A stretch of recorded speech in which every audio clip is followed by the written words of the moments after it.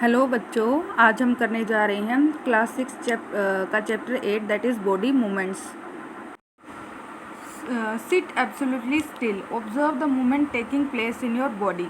तो बच्चों, अगर बात की जाए मूवमेंट्स की, मूवमेंट्स क्या होती हैं? When you change your position from one place to another you can move yourself, है ना। तो बॉडी की जो मूवमेंट होती है तो हम अपनी बॉडी को कहाँ लेकर जाते हैं? From one point two another, तो इसे हम कहते हैं बॉडी मूवमेंट्स। तो अगर हम बात करते हैं कि सिट एब्सोल्युटली स्टिल, कि आप बैठे हुए हैं, observe the movement taking place in your body, और बैठे हुए ऑब्जर्व करें कि आपके शरीर में क्या हरकत हो रही है, क्या मूवमेंट हो रही है। You must be blinking your eyes. तो बैठे बैठे भी आप सोच रहे हैं कि आप रेस्टिंग पोजीशन पे है, पर ऐसा नहीं है। आपकी आंखें हैं ब्लिंकिंग, मतलब पलक झपक रही है टाइम टू टाइम, एक समय के अंतराल के बाद, ठीक है। Observe the movements in your body as you breathe, और आपके अंदर सांसें चल रही है तो वहाँ पर भी क्या हो रहा है? वहाँ पर भी मूवमेंट हो रही है। There are so many movements that happen in our bodies. तो हमारे शरीर में जैसे डाइजेशन होगी, रेस्पिरेशन होगी, और जैसे आपका एक्सक्रीशन हो गया, और इस तरह से आपके शरीर में जो भी मूवमेंट्स होते हैं वो सभी क्या है? वो मूवमेंट आपको पता नहीं चलते लेकिन शरीर के अंदर चल रहे होते हैं। When you are writing in your notebook, which part of the body are you moving? जब आप अपनी नोटबुक में लिखते हैं तो आपके शरीर का कौन सा भाग मूव करता है? तो ऑब्वियसली आप कहोगे अपना हैंड, ठीक है। और when you turn and look at your friend, जब आप एक अपने घूमते हैं और अपने फ्रेंड को देखते हैं तो कौन सा भाग मूव करता है? तो नो डाउट दैट इज़ नेक।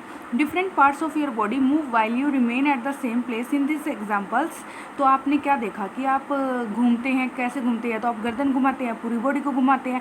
अगर आपको लिखना होता है तो आप हाथ घुमाते हैं, अगर आपको चलना होता है तो आप पैर चलाते हैं। इस तरह से आपकी बॉडी में बहुत से मूवमेंट होते हैं। You also move from one place to another, you get up and go to your teacher or to the school compound or go home after school. तो यह आपकी रोज़मर्रा की ज़िंदगी है जिसमें आप बहुत मूवमेंट करते हैं, चलते रहते हैं। कभी स्कूल के लिए जाना, फिर घर के लिए आना, फिर मार्केट में जाना, अगर क्लासरूम में बैठे हैं टीचर तक अपनी नोटबुक चेक करवाने के लिए जाना, तो आपको मूवमेंट की ज़रूरत होती ही होती है। You walk, run, skip, jump and move from place to place. आप चलते हैं, आप दौड़ते हैं, आप स्किप मतलब उछलते हैं, और जंप मतलब आप कूदते हैं, मूव करते हैं। हर आपकी जो मूवमेंट होती है वह बॉडी की मूवमेंट किसी भी फॉर्म में हो सकती है। Let us see how animal move from place to place by filling up table 8.1। तो अब हमने देखना है कि जो जीव होते हैं वो कैसे चलते हैं after discussing with your friends and teachers and parents, ठीक है। तो ये टेबल हमने डिस्कस करके फिल करना है। अब भूजो क्या कहता है? Boojho wonders about movement in plants. तो आपको पता है कि क्या प्लांट्स भी मूव करते हैं? तो 90% स्टूडेंट्स कहेंगे नहीं, लेकिन ऐसा नहीं है, प्लांट्स भी मूव करते हैं, पर वह ऐसी मूवमेंट होती है जो हमें दिखाई नहीं देती। फॉर एग्जांपल, यह कोई बड है, फ्लावर की बड, और आपको कुछ दिनों बाद क्या दिखाई देता है? वो फ्लावर खिला हुआ दिखाई देता है, तो उसमें कहीं ना कहीं मूवमेंट हुई है ना। फॉर एग्जांपल, यहाँ पर एक छोटी सी पत्ती है जो बाद में जाकर बड़ा पत्ता बन जाती है, तो कहीं ना कहीं मूवमेंट तो हुई है ना। तो यह ऐसी मूवमेंट है जो हमें दिखाई नहीं देती। तो हम कह सकते हैं कि प्लांट्स के अंदर भी मूवमेंट होती है, और वो बहुत इनविजिबल होती है, हमें दिखाई नहीं देती। जैसे हमारी बॉडी की मूवमेंट हमें दिखाई नहीं देती और चलती रहती है, ऐसे ही प्लांट्स के अंदर भी मूवमेंट होती है। अब हम बात करते हैं एनिमल की। Body part used for moving place to place, how does the animal move? तो हमने बताना है। तो काऊ, गाय कैसे चलती है? With the help of legs. और बेसिकली वो दौड़ती नहीं है, वो क्या करती है? चलती है। ह्यूमंस में भी सेम क्या आएगा? लेग्स। और हम ह्यूमन क्या कर सकते हैं? वॉक एंड रन, हम चल भी सकते हैं और हम भाग भी सकते हैं। अब स्नेक क्या करता है? स्नेक होल बॉडी, अपनी पूरी बॉडी को यूज़ करता है, और स्लीदर मतलब एक तरह से कर्व करते हुए, आप देखते हैं मसल्स की मूवमेंट होती है, कर्व करते हुए चलता है। अब बात करते हैं बर्ड की। बर्ड क्या करते हैं बच्चों? They move with the help of their wings. और विंग्स क्या करते हैं? उन्हें फ्लाई करने में हेल्प करते हैं, वो उड़ते हैं। इंसेक्ट के भी क्या होते हैं? विंग्स, और वो भी क्या करते हैं? फ्लाई। फिश क्या करती है? कैसे मूव करती है? With the help of its tail, और टेल पर भी क्या लगे होते हैं? फिन्स। आपने देखा ना, जो फिश होती है, फिश की टेल आप देखते हो कभी इस तरफ जाती है, कभी उस तरफ जाती है, और टेल पर ये फिन्स होते हैं, ये कोडल फिन कहलाते हैं, ये मूव करने में हेल्प करते हैं। तो इस तरह से फिश मूव करती है।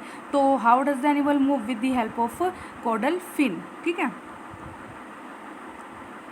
walk, run, fly, jump, creep, crawl, slither and swim. These are only a few of the ways in which animal move from one place to another. तो इस बॉक्स में बहुत से ऐसे एनिमल भी हैं जो नहीं गिवन। अब अगर बात की जाए जंप करने की, तो आपने देखा है अगर फ्रॉग की बात की जाए या फिर ग्रास होपर की बात की जाए, वो कैसे मूव करते हैं, वो जंप करते हैं। और क्रीप मतलब रेंगना, रेंगने वाले जैसे छिपकली हो गई, और आपका देखते होगी जो रेंग के चलते हैं वो क्रीपर होते हैं। क्रावल जो आपको क्रोलिंग करते हुए दिखाई देते हैं, बहुत से ऐसे जीव होते हैं उछलते कूदते हुए। स्लीदर मतलब जो हम पढ़ चुके हैं स्नेक। वॉक, रन, फ्लाई हम ऑलरेडी कर चुके हैं। इस तरह से आप अपने आसपास के जीवों को ऑब्जर्व करें और देखें कि उनके अंदर कौन सी मूवमेंट हो रही है। This are only a few of the ways in which animal move from one place to another. यही एक तरीका है कि जिसके द्वारा कोई भी जीव हो एक स्थान से दूसरे स्थान जा पाता है। Why are there are many differences in the way that animal move from place to place. तो इनके चलने फिरने में इतना डिफरेंस क्यों है? Why is it that many animals walk while a snake slither और crawls and a fish swims. तो सारे जीव चलते क्यों नहीं हैं, कुछ रेंगते क्यों हैं, कुछ स्विम क्यों करते हैं? तो उनका बॉडी स्ट्रक्चर ही ऐसा बना है कि वो स्पेशली इस तरह के उनमें स्पेशल करेक्टरिस्टिक होते हैं, वो उसी इन्वायरमेंट में रहने के लिए बने होते हैं और गॉड गिफ्टेड होते हैं। ठीक है बच्चों, तो बच्चों आज के लिए इतना ही। यह चैप्टर की शुरुआत है, आप इसको ज़रूर पढ़ें, बहुत इंटरेस्टिंग चैप्टर है। और इसको जितना हो सके और भी एनिमल्स ऐड करके उनकी मूवमेंट यहाँ पर लिखें और इस टेबल को अपनी नोटबुक में बनाएं। आज के लिए इतना ही, धन्यवाद।